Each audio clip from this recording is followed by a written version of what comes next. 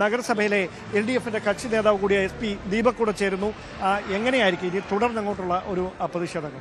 തുടർന്ന് 25-ാം തീയതി ഞങ്ങളെ അടിച്ച് പരിക്കേൽപ്പിച്ച് തലപൊട്ടി ആശുപത്രിയിലായി 3 പേർ ഇന്ന് വന്നത് നിങ്ങൾ കണ്ടതാണ്. ഇന്നിപ്പോൾ യാതൊരു കാരണവും കൂടാതെ ഇവിടെ ഞങ്ങൾ ഒരു 10 മിനിറ്റ് കൊണ്ട് ഇത് അവസാനിപ്പിച്ച് 700 അജണ്ടകൾ 1 മിനിറ്റ് ചർച്ച ചെയ്താലും 12 മണിക്കൂർ എടുക്കും. അങ്ങനെ ഒരു ജനാധിപത്യപരമായിട്ടുള്ള ഒരു ചർച്ചയൊന്നുമില്ല. അവരുടെ കഴിഞ്ഞ 6 മാസം കൊണ്ട് അവരുടെ ഒരു രീതി എന്ന് പറയുന്നത് കൗൺസിൽ കറക്റ്റായിട്ട് കൂടി അജണ്ടകൾ ചർച്ച ചെയ്യില്ല. നീറുന്ന പ്രശ്നങ്ങൾ, ജനങ്ങളുടെ പ്രശ്നങ്ങൾ അവർ ഇവിടെ അഡ്രസ്സ് ചെയ്യില്ല. പകരം ഇതെല്ലാം ഏകപക്ഷീയമായിട്ട് ഒറ്റ മിനിറ്റ് കൊണ്ട് പാസ്സാക്കി പോകുന്നതാണ് ഇവരുടെ രീതി. മിനിറ്റ്സ് തരില്ല. ഈ പറയുന്നത് പോലെ അറ്റൻഡൻസ് ബുക്ക് കറക്റ്റായിട്ട് തരില്ല. അത് കറക്റ്റായിട്ട് മെയിൻറ്റെയിൻ ചെയ്തില്ല. ഇവർ ചെയ്യുന്നത് ജനാധിപത്യ വിരുദ്ധമായിട്ടുള്ള കാര്യങ്ങളാണ് ചെയ്യുന്നത്. 25-ാം തീയതി ഞങ്ങൾക്ക് നേരെ ആക്രമിച്ചെങ്കിൽ ഇന്ന് ഒരു കാരണവും കൂടാതെ മുഴുവൻ മാധ്യമങ്ങളും കൂടി നിൽക്കുമ്പോൾ അവർ RSSന്റെ തീരുമാനമാണ്. ആ തീരുമാനത്തിന്റെ അടിസ്ഥാനത്തിലാണ് ഈ കോൺഗ്രസ്സുകാരായിട്ടുള്ള ആളുകൾ. സംശയം ചോദിച്ചോട്ടെ, ഇങ്ങനെ ഒരു സാഹചര്യത്തിലേക്ക് എത്തുമായിരുന്നെങ്കിൽ UDF കൊണ്ടുവന്ന അവിശ്വാസ പ്രമേയത്തെ പിന്തുണയ്ക്കാമായിരുന്നു ഇപ്പോൾ തോന്നുന്നുണ്ട്. കൊണ്ടുവന്ന അവിശ്വാസ പ്രമേയം എന്ന് പറയുന്നത്, അവിശ്വാസ പ്രമേയത്തിന്റെ പ്രൊസീജിയർ, അതിന്റെ നിയമം എന്ന് പറയുന്നത് സംസ്ഥാന തെരഞ്ഞെടുപ്പ് കമ്മീഷനാണ് ഇത് കൊടുക്കേണ്ടത്. കൊടുത്തു കഴിഞ്ഞാൽ അവിടെ ഒരു ഓഫീസറെ തീരുമാനിച്ച് 14 ദിവസം കഴിഞ്ഞ് എല്ലാവർക്കും നോട്ടീസ് തന്ന് അവർ പ്രിസൈഡ് ചെയ്തുകൊണ്ടാണ് കൗൺസിൽ കൂടുന്നത്. ആ കൗൺസിൽ യോഗത്തിനകത്താണ് അവിശ്വാസം കൊണ്ടുവരേണ്ടത്. അല്ലാതെ ഇന്നത്തെ ജനറൽ കൗൺസിലിനകത്ത് അതില്ല. അത് ശബരിനാഥ് അവതരിപ്പിച്ചോ ഇല്ല. അപ്പോൾ അത് വരുന്ന സമയത്തല്ലേ മറ്റ് വിഷയങ്ങളെ സംബന്ധിച്ച് നമുക്ക് ആലോചിക്കേണ്ടതായിട്ടുള്ളൂ. അത് വരുമ്പോൾ വരട്ടെ. അതിനെ സംബന്ധിച്ചൊക്കെ ഒരു രാഷ്ട്രീയ തീരുമാനം നമ്മുടെ ഈ കാര്യത്തിനകത്ത് എന്തായിരുന്നാലും ഒരു കാര്യം ഉറപ്പാണ്, ഇതൊരു ക്ലോസ്ഡ് ചാപ്റ്റർ അല്ല. ഇത് വളരെ സീരിയസ് ആയിട്ട് ചർച്ച ചെയ്യേണ്ട രൂപത്തിൽ തന്നെയാണ് കാര്യങ്ങൾ. അത് ഇന്ന് കുറച്ചുകൂടി വ്യക്തമാവുകയാണ് ചെയ്യുന്നത്. സാധാരണക്കാരായ ആളുകൾക്ക് അവിശ്വാസം കൊണ്ടുവരുന്നു എന്ന് പറഞ്ഞതുകൊണ്ട്, അവിശ്വാസം കൊണ്ടുവരുന്നു എന്ന് പറഞ്ഞതിന്റെ വിരോധത്തിന്റെ അടിസ്ഥാനത്തിലാണ് ഇന്നിപ്പോൾ കോൺഗ്രസ് UDFകാർക്ക് നേരെയുള്ള അക്രമം. അതിനാണ് ശബരിക്ക് ഉൾപ്പെടെയുള്ളവർക്ക് ആക്രമിക്കുന്ന രൂപത്തിലേക്ക് വന്നത്. അവരൊരു കാരണം കണ്ടെത്തുകയാണ്. മനസ്സിലായ രജിസ്റ്റർ ബുക്ക് എന്നൊക്കെ പറഞ്ഞിട്ട് അവർ കാരണം എല്ലാവർക്കും ഒപ്പിടാൻ കഴിഞ്ഞോ? അല്ല, ഞങ്ങളുടെ പലർക്കും ഒപ്പിടാൻ കഴിഞ്ഞിട്ടില്ല. ഇത് ആരും ഒപ്പിട്ടിട്ടില്ല. അപ്പൊ അതിനെങ്ങനെയാണ് ഒരു സാധുത? ഇതൊക്കെ എന്ന് പറഞ്ഞാൽ ഇതൊക്കെ ഒരു ജനാധിപത്യ വ്യവസ്ഥയ്ക്കകത്ത് ഇത് ചെയ്യേണ്ട കാര്യങ്ങൾ നേരെ ചൊവ്വ ചെയ്യേണ്ടില്ല. ഇന്നിപ്പോൾ ഇവിടെ പ്രശ്നം വന്നപ്പോഴത്തേക്ക് ഒരു മൈക്ക് നമുക്ക് ആർക്കെങ്കിലും തരുന്നുണ്ടോ? മൈക്ക് ഓഫ് ചെയ്ത് കളയും. അറ്റൻഡൻസ് ചോദിക്കാൻ വേണ്ടിയിട്ട് പാടില്ല. കൊണ്ടുവന്ന് കാണിച്ചിട്ട് ബലമായി പിടിച്ചു വാങ്ങിച്ചുകൊണ്ട് പോകും. ആർക്കും ഇത് കൊടുക്കാൻ വേണ്ടിയിട്ട് അവർ തയ്യാറാകുന്നില്ല, ഒപ്പിടുന്നില്ല. ഇന്ന് വന്നിട്ടുള്ള ഭൂരിപക്ഷം കൗൺസിലർമാരും ഒപ്പിട്ടിട്ടില്ല. നിങ്ങൾ കണ്ടതില്ലേ, ഇവിടെ സാധാരണഗതിയിൽ വന്നു കഴിഞ്ഞാൽ അറ്റൻഡൻസ് ബുക്ക് ഓരോരുത്തർക്ക് കൊടുത്താൽ അവർ ഒപ്പിട്ട് പോവുകയല്ലേ ചെയ്യുന്നത്. അതൊന്നും ചെയ്യുന്നില്ല. തീരുമാനിച്ച മിനിറ്റ്സ് പോലും തരാത്ത ഒരു മേയറെ കുറിച്ച് നമ്മൾ കേട്ടത് എന്താണ്? നിങ്ങളുടെ വളരെ ശക്തമായിട്ട് ഇത് ആരെയൊക്കെ കൂട്ടിയോജിപ്പിക്കാൻ വേണ്ടിയിട്ട് പറ്റുമോ അവരെ എല്ലാം കൂട്ടിയോജിപ്പിച്ചുകൊണ്ട് ഞങ്ങൾ വളരെ ശക്തമായിട്ടുള്ള പ്രതിഷേധ സമരങ്ങളും അതുപോലെ ഇതിന്റെ നിയമ നടപടികളുമായിട്ട് മുമ്പോട്ട് പോകും. അങ്ങനെ UDF വീണ്ടും പിന്തുണ തേടിയാൽ ഈ ഒരു സാഹചര്യത്തിൽ സാഹചര്യം ഞാൻ പറഞ്ഞല്ലോ, ഞങ്ങളിതൊരു ക്ലോസ്ഡ് ചാപ്റ്റർ അല്ല. ഞങ്ങൾ ഈ കാര്യങ്ങൾ വളരെ സീരിയസ് ആയിട്ട് ആലോചിക്കും. അങ്ങനെ ഇത് ഇങ്ങനെ ഒരു മുഴുവൻ സ്തംഭനാവസ്ഥയിലേക്ക് പോകുന്ന ഒരു സഭയായിട്ട് ഇതിനെ പോകാൻ വേണ്ടിയിട്ട് പറ്റില്ല. ആർക്കും ഒരു ജനാധിപത്യപരമായിട്ടുള്ള ഒരു മര്യാദ കൊടുക്കാത്ത ഒരു മേയറും ഒരു ഭരണ സംവിധാനവുമായി ആണ് ഇതിന് മാറുന്നത്. ആർക്കും ന്യായീകരിക്കാൻ പറ്റില്ല. ഗുണ്ടകൾ ഇവിടെ വന്ന് ക്യാമ്പ് അടിച്ച് നിൽക്കുന്നു. അവർ ഈ പറഞ്ഞ ഗുണ്ടായുസം കാണിക്കും. കണ്ടല്ലോ, നിങ്ങൾ ഇവിടെ കണ്ടുകൊണ്ടിരുന്നപ്പോഴാണ് കുപ്പി എറിയുന്നത്, മറ്റെറിയുന്നത് എല്ലാം ഒരു ക്രിമിനൽ സെറ്റ് കാണിക്കുന്ന എല്ലാ കാര്യങ്ങളും ഇന്നത്തെ കൗൺസിൽ മീറ്റിങ്ങിനകത്തുണ്ട്. പ്രീ പ്ലാൻഡ് RSSന്റെ ശാഖയ്ക്കകത്തുനിന്നുള്ള തീരുമാനം ഇന്ന് UDFനെ കൈയേറ്റം ചെയ്യുക എന്നുള്ളത് അവരുടെ തീരുമാനമായിരുന്നു. അത് നടപ്പിലാക്കി. ഓക്കെ, ഒരു കാര്യം വ്യക്തമാണ് SP ദീപകിന്റെ വാക്കുകളിൽ നിന്ന്. അതായത് നിലവിൽ ഉണ്ടായിരിക്കുന്ന ഈ പ്രശ്നങ്ങളിൽ നിന്ന്, അതായത് ഇതൊരു ക്ലോസ്ഡ് ചാപ്റ്ററായി കരുതാനാവില്ല. അതായത് അങ്ങനെയെങ്കിൽ UDF വീണ്ടും ഒരു അവിശ്വാസ പ്രമേയത്തിന് നീക്കം നടത്തിയാൽ അതിനെ പിന്തുണയ്ക്കുന്ന കാര്യത്തിൽ അനുകൂല തീരുമാനം എടുക്കേണ്ടി വരുമെന്നതിൻ്റെ പരോക്ഷ സൂചനയായി തന്നെ SP ദീപകിന്റെ വാക്കുകൾ നമുക്ക് വ്യാഖ്യാനിക്കേണ്ടി വരും. കാരണം അതിന് അവസാനവട്ട ചർച്ചകളിലേക്ക് വരെ എത്തിയതാണ്. അവസാന നിമിഷമാണ് ആ സാധ്യതകൾ ഇല്ലാതായത്.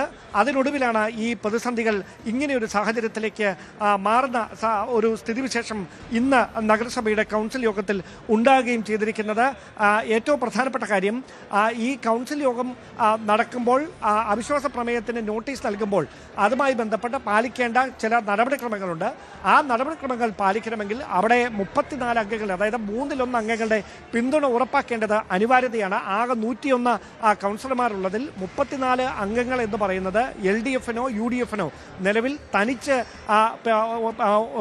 മുമ്പോട്ട് വെക്കാൻ പറ്റുന്ന സംഖ്യകളല്ല. കാരണം LDF 29 അംഗങ്ങൾ മാത്രമാണുള്ളത്, UDF 20 അംഗങ്ങൾ മാത്രമാണുള്ളത്. അങ്ങനെ ഒരു സാഹചര്യത്തിലാണ് UDF ഒരു അവിശ്വാസ പ്രമേയം കൊണ്ടുവരുമ്പോൾ LDFന്റെ കൂടെ പിന്തുണ തേടുന്ന ഒരു സാഹചര്യം അനൗദ്യോഗികമായെങ്കിലും ഈ വിഷയത്തിലുണ്ടായത്. പക്ഷേ തിരുവനന്തപുരം നഗരസഭയിൽ നിലവിൽ അങ്ങനെ ഒരു നീക്കത്തിലേക്ക് കടന്നാൽ അത് തിരിച്ച്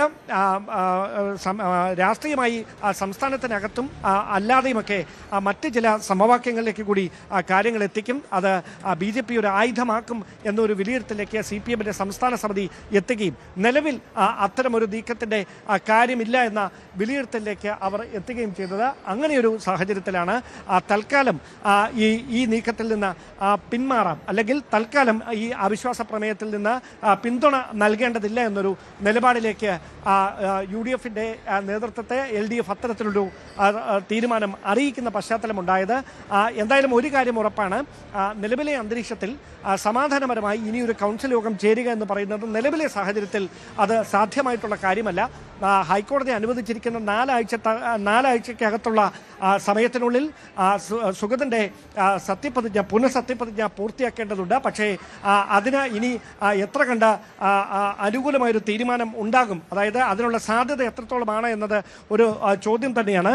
നിലവിൽ ലഭിക്കുന്ന സൂചനകൾ അനുസരിച്ച് കാപ്പ ഉപദേശക സമിതിയുടെ കൃത്യമായൊരു ഇടപെടൽ ഈ വിഷയത്തിൽ ഉണ്ടാകുമെന്ന പ്രതീക്ഷയിലാണ് BJP നേതൃത്വവും സുഗതന്റെ അഭിഭാഷകരുമൊക്കെ ഉള്ളത്.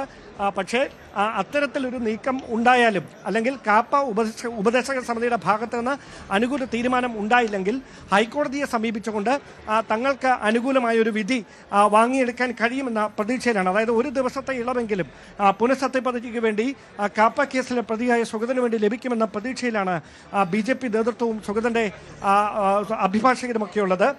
പക്ഷേ അങ്ങനെ ഒരു നീക്കം ഉണ്ടായില്ല എങ്കിൽ അത് രാഷ്ട്രീയമായി വീണ്ടും ഈ ചർച്ചകൾ വീണ്ടും ആകാംക്ഷാഭരിതമായ ഒരു സാഹചര്യത്തിലേക്ക് കാര്യങ്ങൾ എത്തിക്കും. അതായത് നിലവിൽ 50 അംഗങ്ങളാണ് BJPക്ക് തിരുവനന്തപുരം നഗരസഭയിലുള്ളത്. ഒരു സ്വതന്ത്ര അംഗത്തിൻ്റെ കൂടി പിന്തുണയിലാണ് മേയറായി VV രാജേഷ് തിരഞ്ഞെടുക്കപ്പെടുന്നത്. BJP കഴിഞ്ഞ 40 വർഷത്തെ ചരിത്രത്തിനിടയിൽ ആദ്യമായി തിരുവനന്തപുരം നഗരസഭയുടെ ഭരണം പിടിക്കുന്ന തരത്തിലേക്ക് വരെ കാര്യങ്ങൾ എത്തിക്കുകയും ചെയ്തത് അങ്ങനെയാണ്. അവിടെയാണ് സുഗതൻ എന്ന കൗൺസിലറിൻ്റെ വോട്ട് അത് നിർണായകമായി മാറുന്നത്. അങ്ങനെ ഒരു പശ്ചാത്തലത്തിലാണ് ഇങ്ങനെയൊക്കെ വിവാദങ്ങൾ ഒരു വശത്ത് ഉയരുമ്പോഴും പ്രതിഷേധങ്ങൾ മറുവശത്ത് അലയടിക്കുമ്പോഴും സുഗതനെ ചേർത്ത് നിർത്തി ഏതു വിധേനയും പുനഃസത്യപ്രതിജ്ഞ ചെയ്യിക്കാനുള്ള നീക്കം BJP നേതൃത്വം സജീവമാക്കുകയും ചെയ്തിരിക്കുന്നത്. ആ പ്രതിസന്ധികൾക്കിടയിലാണ് ഇപ്പോൾ അസാധാരണമായൊരു രാഷ്ട്രീയ സാഹചര്യം തിരുവനന്തപുരം നഗരസഭയിൽ ഉരുത്തിരിഞ്ഞു വരുന്നത്. എന്തായാലും ഒരു കാര്യം ഉറപ്പാണ്, സുഗതനെ സത്യപ്രതിജ്ഞ ചെയ്യാൻ കോടതി അത്തരത്തിലൊരു അനുമതി നൽകിയാലും അതിനെ രാഷ്ട്രീയമായി നേരിടാനുള്ള നീക്കത്തിലാണ് LDF. സ്വാഭാവികമായി നിലവിലെ സാഹചര്യത്തിൽ UDFും ആ നീക്കത്തിന് പിന്തുണ നൽകുന്ന സാഹചര്യം വരും. അതായത് സുഗതനെ സമാധാനപരമായി ഇവിടെ സത്യപ്രതിജ്ഞ ചെയ്യാൻ അനുവദിക്കില്ല എന്ന രാഷ്ട്രീയമായ ഒരു തീരുമാനത്തിലേക്ക് LDF എത്തിയിരിക്കുന്നു. അതാണ് കൗൺസിലർമാർ ഉൾപ്പെടെ വ്യക്തമാക്കുകയും ചെയ്യുന്നത്. ഇപ്പോൾ UDFന്റെ കൗൺസിലർമാരുടെ യോഗം നഗരസഭാ കവാടത്തിനുള്ളിൽ ഓഫീസിനുള്ളിൽ ചേർന്നുകൊണ്ടിരിക്കുകയാണ്. ഒരുപക്ഷെ തുടർന്നുള്ള പ്രതിഷേധം എങ്ങനെ വേണമെന്ന കാര്യത്തിലേക്ക് ഒരു തീരുമാനത്തിലേക്ക് അവർ എത്താനാണ് സാധ്യത. LDFന്റെ കൗൺസിലർമാരും മറുവശത്തുണ്ട്.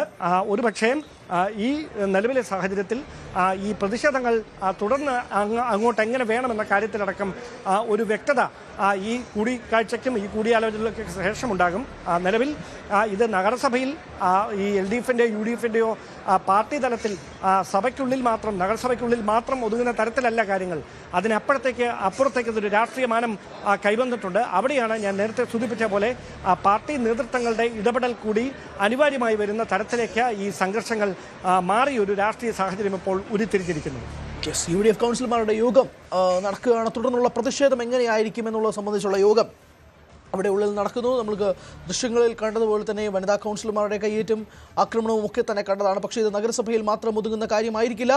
തുടർന്നുള്ള പ്രതിഷേധം എങ്ങനെയായിരിക്കും, UDFന്റെ ഭാഗത്തു നിന്നും എങ്ങനെയൊക്കെ ആയിരിക്കാം ഈ സംഭവ വികാസങ്ങളെക്കുറിച്ചുള്ള പ്രതിഷേധങ്ങൾ ഉണ്ടാവുക എന്നത് സംബന്ധിച്ചൊരു ധാരണ അല്പസമയത്തിനുള്ളിൽ ലഭിക്കുമെന്നാണ് മനസ്സിലാകുന്നത്.